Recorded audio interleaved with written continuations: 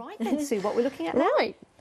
Okay, I'm going to have a play with the postcards because I just love the door set. So I'm going to probably pick this one. And I've got a 14.5cm square card blank. And I think I'm going to use it the top fold. And I'm just going to tear into this and use a section of it because I want to get creative and do a background to go with it.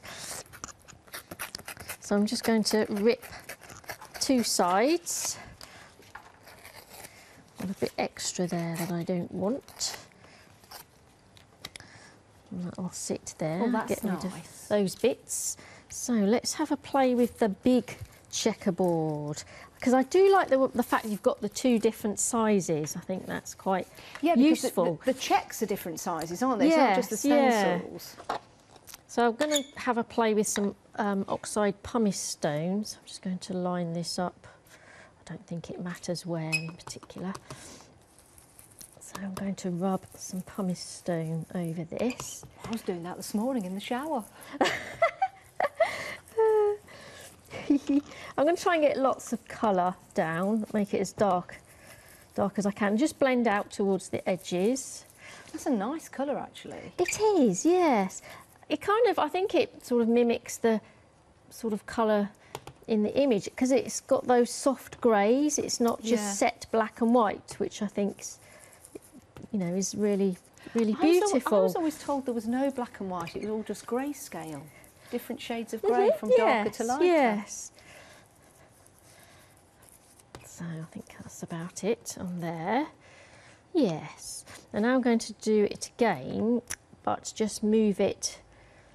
Oh, it's like one of those magic eye tricks when you do that, isn't it? It's like you're making your own rattan furniture. You know, if you did this, what you're doing now, you know, if you did it in like a darker ink, would that give a different effect? Yeah, that's what I've kind of done it darker first of all, and now I'm going in a little bit lighter. Okay. So that I get 2 different sort of checker effects. And you can also obviously do it with different colours. Yeah. I think this one would be great with texture paste as well. Oh, yes, wow. Yeah, look at that. yeah.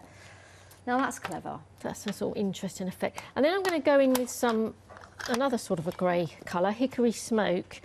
Again with the stencil, and this time I'm going to just put it halfway along. So I've got that line in the middle of each square. Okay.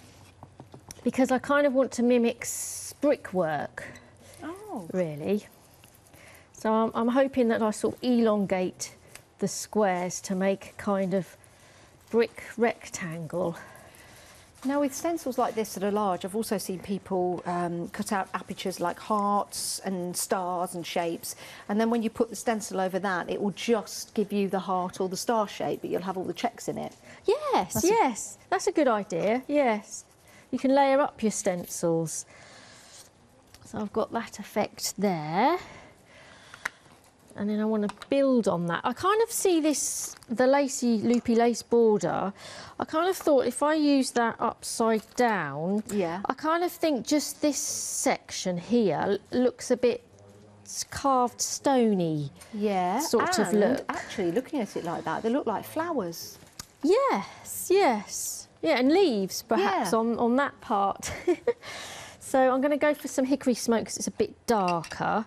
And I'm just going to put some ink, you can see that ink just on that bottom section. Now, how would you clean your red rubber stamps? I wash them under the tap, really, yes. Do you use any cleaning stuff? Yeah, well, with the water-based inks. Cleaning, yeah, like washing up liquid. With the water-based inks, I just rinse them. Do you? And then with the oil-based, I just use a bit of hand wash. Yes, like the alcohol-based hand wash that we... You can do, yeah, or if you use just normal hand wash and give it a good rub, it sort of comes off. Oh. Yeah, especially the Versa Fine ink. Yeah, so I've got that going on in there. Or we can get just a wipe and wipe them off as well.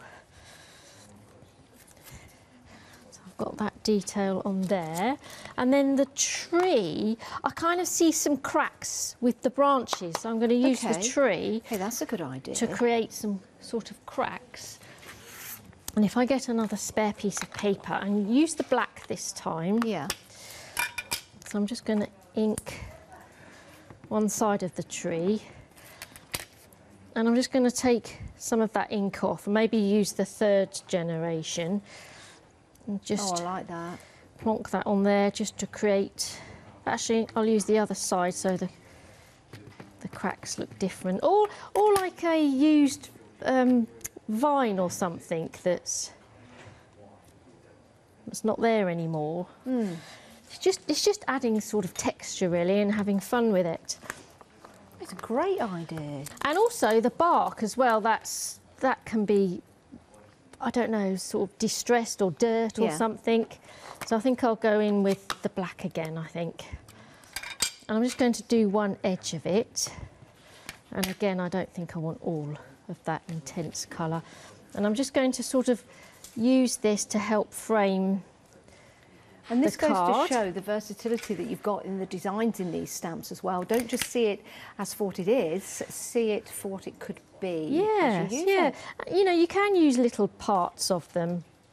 Actually, I quite like that sort of... Actually, I quite like the corner there. Yeah, I like that. It's just mark making, really, isn't it? Yeah, you're right. And then I like the numbers from the calendar stamp as well. Now, this set has been very popular. It doesn't surprise me. We're half the stock gone.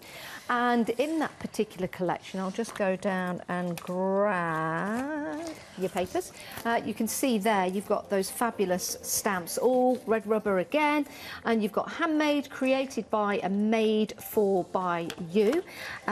Made for you by, there you go. And you've got the little dots underneath as well, so you can write on them. You've also got this journal belongs to, this book belongs to, which is great for the school kids actually, and for yourself. You've also got who, what, where and when, which is great for invitations. So a beautiful set of 4 stamps, and the calendar, which could be any time of year. £18.99, great price for all 4. 554462. There you go.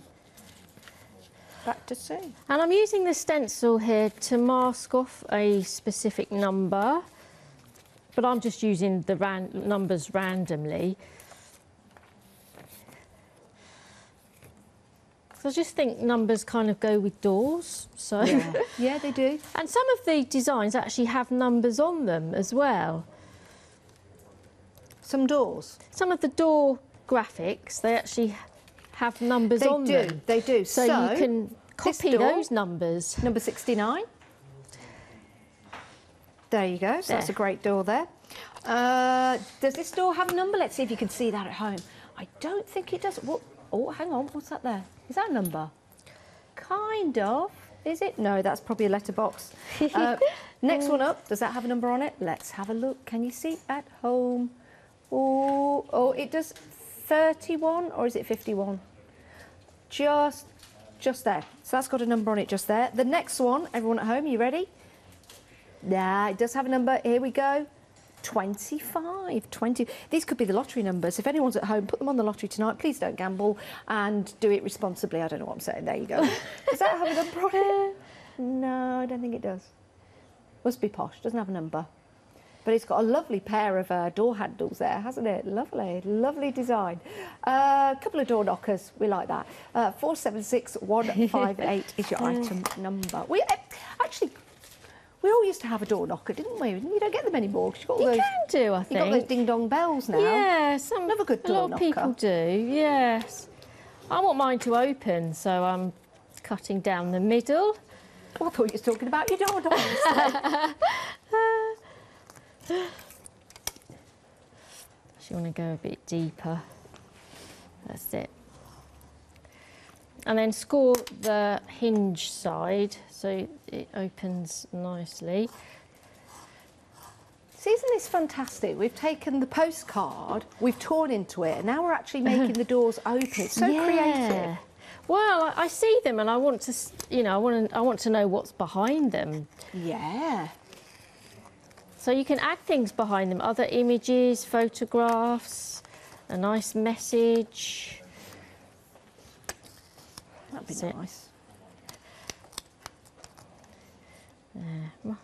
My blade might be getting blunt, or I'm finding it a bit tricky to cut on the glass mat. I love the shape of these doors as well, with the round tops. Yeah. There, so fold those back.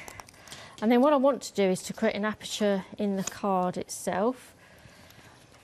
So I'm going to place that where I think that looks nice, and maybe just put a little pencil mark up there so I can place it in the right place. So if you draw around there, and then you can cut it out.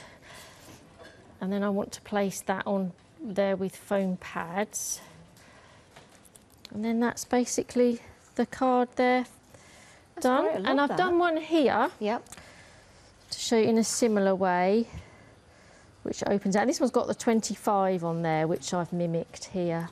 Oh, do you know what? They'd make great advent calendars, Yes, wouldn't they? You'd we have to need buy more of quite them. a few sets, though. Yes. Yeah, we need more of them. Yeah. Very good.